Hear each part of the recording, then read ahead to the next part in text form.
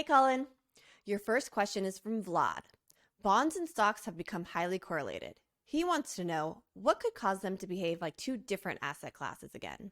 Thanks, Vlad. This is a really good question, especially pertinent after last year. I think that time really is the crucial element here. So I like to think of the stock market like it's basically a 20-year instrument. It's going to yield like 6, 7% per year on average. It won't do that every year. It'll gyrate up and down, very rarely actually doing the 7%. But on average, it'll look a lot like a 20-year bond that pays 7%. You've got to be willing to wait multiple decades for that payout to actually come to fruition. Whereas the bond market in the aggregate is more like a 6-year instrument that pays right now about 4%. So in the long run, what'll happen is those two instruments over the course of a multi-decade period will be positively correlated because they'll both generate positive returns in the long run. The short term is a lot trickier though. In the short term, lots of things like inflation and economic growth and the Fed will impact everything. So in the current environment, I think the kicker is that inflation is too high. The Fed has been very aggressive moving rates higher, and that's caused concern for both the stock market and the bond market. So inside of this 1-year time horizon, that's caused a lot of angst. But in the long run, we should see this start to normalize. And the biggie, of course, that would cause it to really inversely correlate would be if the Fed reversed course here. If the Fed were at some point to start cutting rates, let's say that, for instance, we see inflation start to fall significantly and they started to backpedal a little bit out of this. Well, in that situation, then you would see, you could see sort of an environment similar to the financial crisis where the stock market falls a lot and interest rates actually fall, which means bond prices go up. So in the short term, that's the big inverse correlation. In the long term, though, we should see them be somewhat positively correlated, even though stocks will inevitably in the long run outperform bonds. Our next question comes from Hugo on Twitter. He wants to know if we could experience negative interest rates this year. If so, why? All right. Speaking of negative interest rates, Hugo comes in with the timely question on negative interest rates. So I think this is really unlikely. It would take something really economically catastrophic to see negative interest rates this year. You'd have to see inflation, just the floor would have to fall out of inflation this year and the Fed would have to backpedal in a huge way. I don't see that as being very likely. I discussed in my 2023 outlook that to me, the most likely scenario here is that we kind of have a muddle through here, but there is an outlier scenario where you get sort of a mini 2008. The Fed gets really scared about housing and credit markets, and they end up having to walk back some of the rate hikes. But I think even in that scenario, inflation is unlikely to fall so far so fast that they backpedal all the way to like zero or a negative rate. So I think a much more likely scenario is we see sort of a moderation in inflation. I called it the year of disinflation. So far, that looks like a pretty good call, but I think that's the most likely scenario, but it's going to be a slow pace. And I think really the Fed is most likely to stay at 5% for the remainder of this year, unless something really bad happens, which is unlikely, but not out of the realm of possibility. So, but negative rates, I think that's probably an outlier scenario that is very, very unlikely. Our next question is also from Twitter. Dan wants to know if you're offered the job of Fed chief tomorrow, do you take it? Say no. Oh, look at Dan here with the funny jokes. I weirdly get this question a lot, and I don't know why, because I'm not even actually a PhD economist. I'm just a guy who has read a lot of economics and has lots of opinions on the internet about economics. But in all seriousness, being Fed chief is an impossible task. I think that they have very blunt instruments. I think they have, in a lot of environments, I think they have highly ineffective instruments. And so, despite this, they're a very visual part of the economy. And so they're naturally going to be the brunt of a lot of criticism. And I think that they'll never be able to appease everybody. And so this job ends up being an impossible one. And so, no, I think that, unless the pay was just, astronomical, which I guess you could look at like Janet Yellen's speaking fees and justify, having the job because of that. Maybe, but it would have to be really, really high. So the short answer is no. The long answer is maybe if, you're talking, trillions of dollars, maybe. Okay, our next question is from German. He wants to know if you have any books you recommend to better understand macroeconomics and finance. Right. German, thanks for the question. It's interesting actually. I actually wrote my own book, Pragmatic Capitalism, in large part because back then, this was 2014. I mean, look, this guy was just a little baby. Um, I couldn't find a really good textbook that just described the macroeconomic system and especially the plumbing of the monetary system in a really succinct way. And so I wrote this in large part to solve that problem. And it's very high level, though, very sort of, top down, lots of generalizing. It's not going to get real deep into a lot of detail. But the other one that really stands out is Richard Kuh's Holy Grail of Macroeconomics. I loved this book. I learned so much from this. I think that, studying the history of economics is especially interesting for me because you can kind of see how a lot of the financial system and the economic systems evolved over time and how they've been impacted differently. But Kuh's a genius, and The Holy Grail is a brilliant book.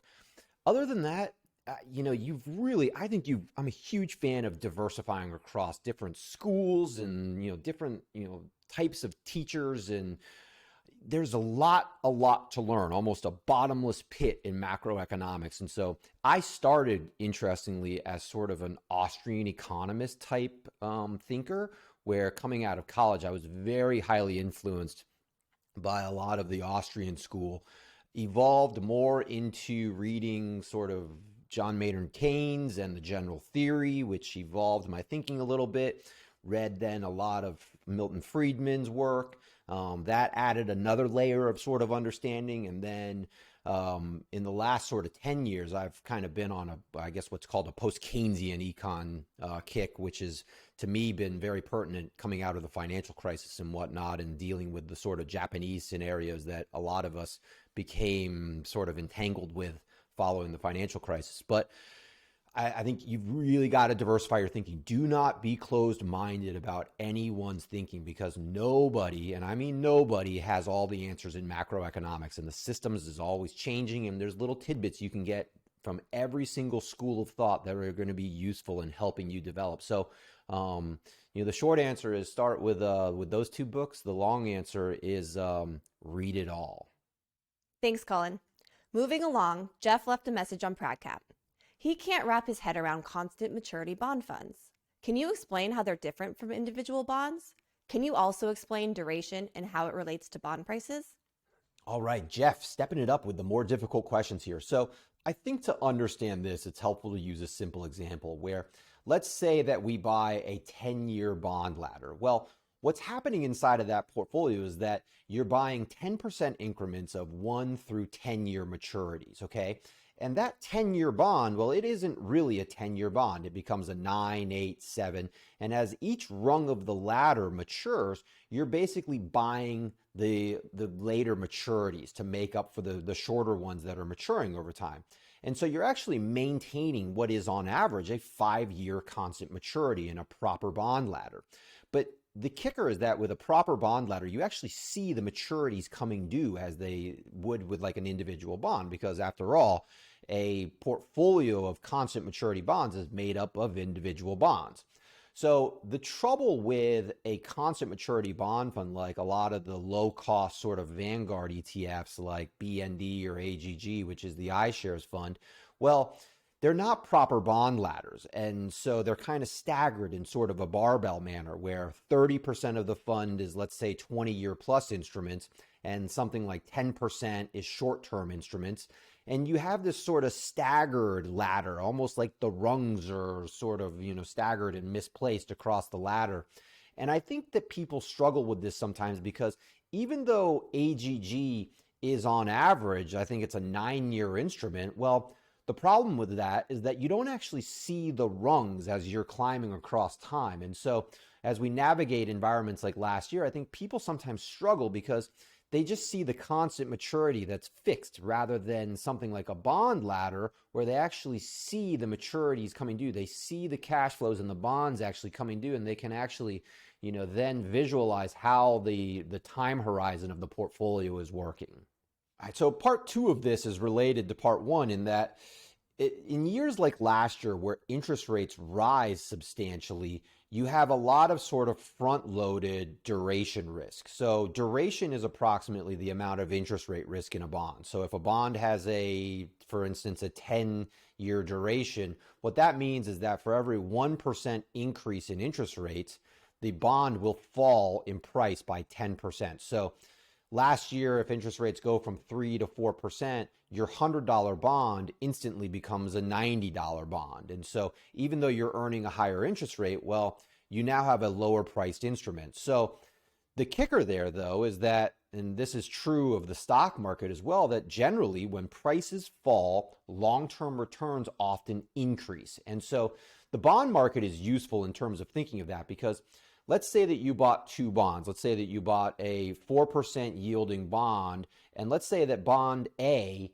declines by 10% because of a 1% jump in interest rates instantaneously, whereas bond B is also a 4% yielding bond, but doesn't experience any interest rate risk. Well, bond A, what will happen there is that it will instantly fall to $90. But the kicker there is that now bond A is a 5% yielding instrument. And so that bond going forward will clip a 5% coupon. So assuming no future change in interest rates, you're actually better off in the long run because you now own this higher yielding bond, even though prices actually fell. So this one's tricky because, again, it's kind of related to time and patience and letting the instruments do what they're going to do, because bonds do not perform like the stock market in the sense that they generally don't generate very high returns unless interest rates are falling, which is somewhat unusual. So it's important to be patient and let bonds do what they're going to do, because the only way that bonds will perform the way they're supposed to is if you let them work in the long run. And even in the bond market, we're talking about instruments that are on average. The aggregate bond market is something like an 8-9 year maturity type of instrument. So you've got to be patient even in the bond market. Next up, Henry wants to know, is it crazy to think the next 40 years of stock performance won't be like the last 40 years? Why?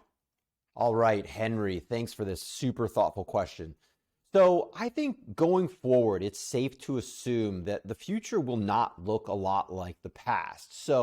And the big reason for that, in my view, is that I think a lot of unusual things happened, especially in the United States in the last 40 years. So first of all, you had the huge tailwind of the interest rate decline over the last 40 years. And then you had the big tech growth trend. And so that's produced basically a growth premium in a lot of US stock market performance that has created this sort of dispersion between the foreign markets and the domestic markets. And so I think that going forward, it's safe to assume certainly the interest rate trends are going to change, but I also think that the technology trends and the growth there are going to at least even out to a larger degree. And so I think that looking forward, it's safe to assume that the tailwinds that we've experienced, especially in the United States, will not necessarily persist. And so looking forward, I mean, personally, I think that it's super important to set realistic expectations. And I think a lot of people, especially Americans,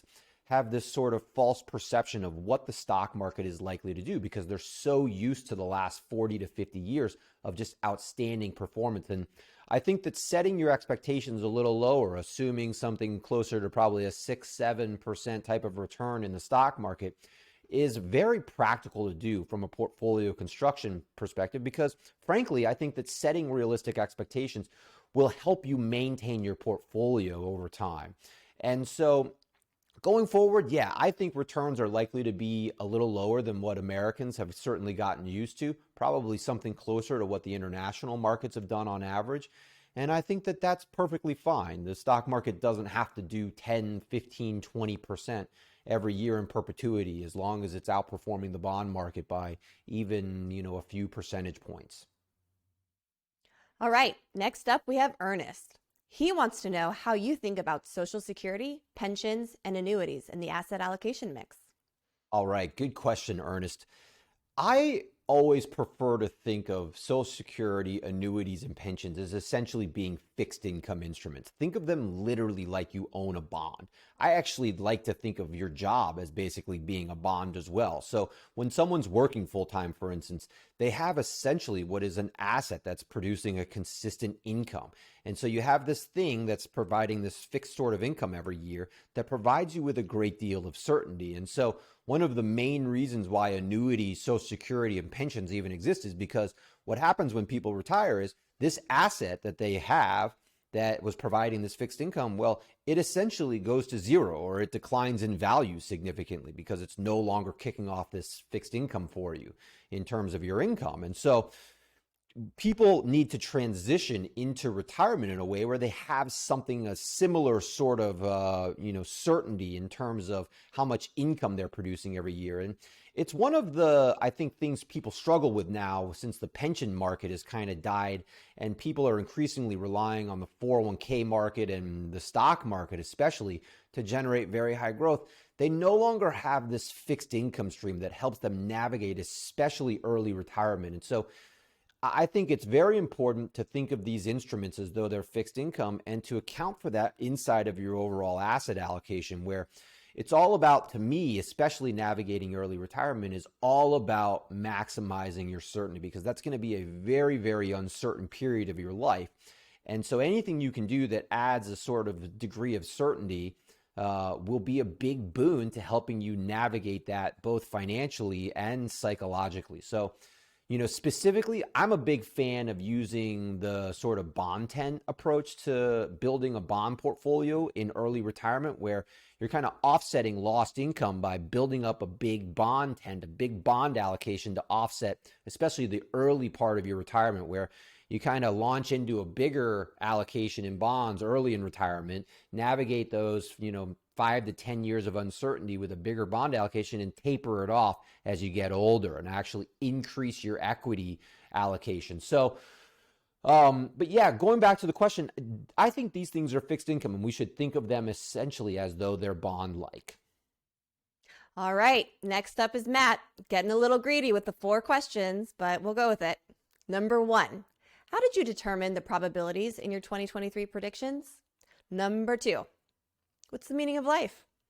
Number 3, have children prevented you from posting more of your outside work? Number 4, you've been bearish. What would cause you to look past the economic weakness? Matt's not being greedy. He's just inquisitive. So, in terms of my 2023 probabilities, it really depends on the metric that I'm using. I use a range of different indicators to predict, the range of outcomes. So, for instance, with something like interest rates, I have my own internal model for predicting inflation and where I think that the Fed is likely to move relative to the rate of inflation. And so a lot of that is based on things like Fed funds futures and my own internal variables that include the likely range of outcomes for interest rates and inflation going forward. So short answer, it depends on the specific indicator, but the important thing is that anytime we're predicting the future, even though it's important to think in terms of probabilities, there's a lot of guesswork that goes into this. So anyone who pretends that they have some sort of systematic, foolproof system to systematically predict the future of things that are just super, super complex in the macroeconomic system, those people are full of it.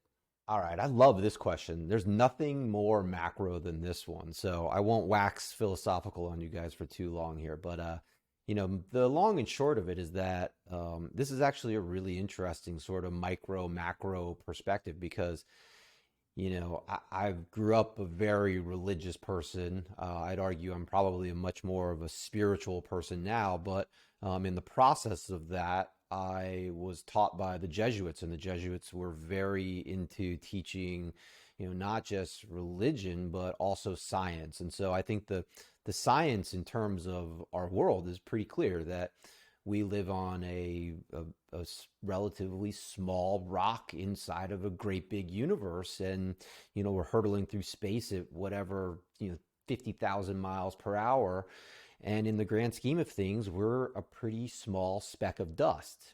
And so, in the context of that, though, The world is a big macro place to us. I mean, everything we talk about here is the macro economy inside of a universe where we're actually a microorganism in essence. And so, I think you have to appreciate that and not take it for granted. And I think that, when you come away with these sorts of understandings, you realize that, well, yeah, we're small specks of dust in a world or a universe where there's almost certainly, worlds like ours or similar to ours or other beings that are very sentient and, aware of what's going on. And even though we're, a microorganism inside of this huge macro universe, our micro world matters significantly, and the time that we're here is something that we have to cherish and appreciate. And I think that a big part of that means cherishing and taking care of each other. And so, what is the meaning of life? I think that the meaning of life is appreciating,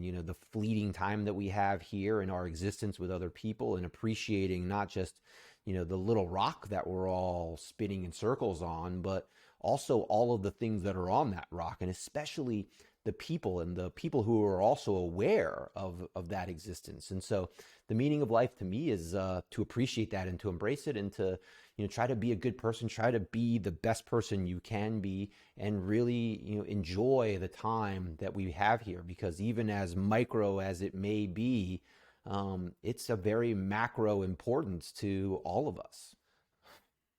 Have children gotten in the way of life in the last few years? I'm going to have to answer this one carefully, I guess, because they might watch this one day. But, like anything that is worthwhile in life, it results in the need for compromise, and children are no different. So, yeah, I've had to compromise lots of things in life in the last few years. I have a 1 year old and a 2.5 year old as of, 2023. And so, those are extremely demanding ages. I mean, my 1 year old is just at the point where you can kind of, let her do her own thing. But, those, especially that first year, is incredibly demanding. And so, yeah, I mean, professionally, I've probably suffered a little bit, but, it's all worth it in the long run. I'll make them change my diapers when I'm in need of it. So I'll get my payback. All right, so this is an interesting one in large part because I don't think we've seen that much economic weakness. So the stock market tends to do a pretty good job of sniffing this stuff out in advance, which is why the market was down significantly last year. And I think so far the potential for real economic downturn has not been priced in, and it certainly hasn't shown up in the economic data. So I think that when we start to actually see, if we do start to see real economic downturn, you'll see a spike in things like jobless claims and the unemployment rate, and you'll see real material, clear evidence that we're in a recession by NBER standards. That's the National Bureau of Economic Researchers. So, their criteria will no longer leave this debate over whether or not we're in a recession. It will be very clearly definitive. And I think that the kicker there is that once you start to see real economic weakness, well, that's probably the moment where you actually want to start being a lot more optimistic about the future. Because, kind of like going back to our bond discussion, the wrong time to get bearish about bonds is when interest rates go up and bond prices fall. That's the time to start getting optimistic about things. And the same basic fact is true of the economy. It goes through these booms and busts. And typically, it's during the bust is where you really want to be starting to build stuff and produce stuff, and especially start getting more optimistic about future asset prices. All right, next up we have Anthony. He wants to know why the Fed focuses so much on rear view rather than leading indicators. All right, this is a great question, Anthony. I think the simple answer is that they're beholden to politics and data necessarily. They have to be able to justify what they do based on evidence. And very often that means that you have to wait to see the evidence come to fruition. So they don't have the luxury of operating like somebody like me who's just managing portfolios and trying to predict the future to a large degree.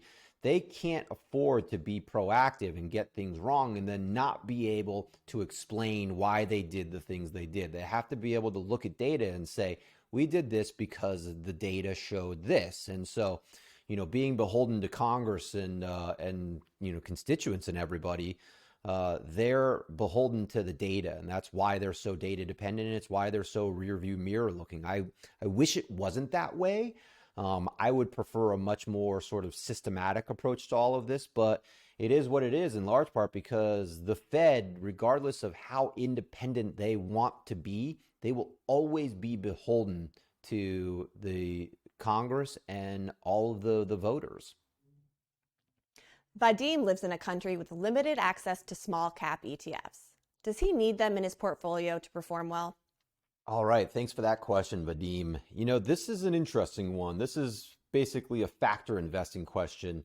I think longtime readers of mine will know that I'm not a huge fan of factor investing. I'm much more of an adherent of sort of the John Bogle perspective that, you know, you buy the haystack and you don't worry about the needles. And so factor investing in the small cap premium is essentially the theory or the idea that the small cap stocks will generate a premium in the long run, essentially because they're smaller, higher growth sorts of entities. And so, do they really generate higher risk adjusted returns in the long run? I do not think the evidence is that clear. I certainly am skeptical of people who claim they can pick those stocks that will perform like that. So ultimately, factor investing to me comes down to another form of stock picking just by a different name. And so, in terms of do you need to own those stocks in order to perform well? Well, I guess it depends. I mean, for me, I would say that buying the haystack, who cares whether, it's large, small, medium, whatever people define it as by different criteria. When you own the haystack, you necessarily own some of the small stuff. So yeah, should you diversify? Should you own, lots of the hay? I absolutely think you should. And so, in terms of not being able to gain specific access to that, well, frankly, if you buy a market cap weighted ETF, well, you do have a significant amount of small cap stocks inside of that portfolio. More importantly, you can kind of think outside the box. If you have access to something like an equal weight ETF, for instance, an equal weight fund will buy basically different market caps of all equal weights across the spectrum instead of the typical ETF like something like SPY is way overweight big caps because they're just bigger companies. They're bigger parts of the economy in essence. And so when you buy the equal weight, you kind of naturally go overweight small caps. So you almost get like a small cap premium by owning something like that. I don't know if that's an option in your specific country, but certainly I think that, yeah, you should own small cap stocks. I would veer away from buying into the narrative that that's something that you should only own or that that's where the real juice is, because on average, I think it's going to ebb and flow, and timing the market and picking the funds that are going to do that and the stocks that are going to do that and obtain that premium in the long run, very, very difficult to do. So yeah, I think buy the haystack, ignore the needles. All right, last but not least, Scott wants to know your thoughts on the FIRE movement and investing for early retirement. All right, the FIRE movement. This is financial independence, retire early. Great set of principles. I love a lot of the underlying core thesis behind this. The idea of trying to earn a higher income and saving a lot of that income and then investing that income in things like a diversified portfolio of low cost, index funds, being tax and fee efficient. These are all great principles. So a lot of the things that the FIRE movement advocates for is very, very sensible financial planning.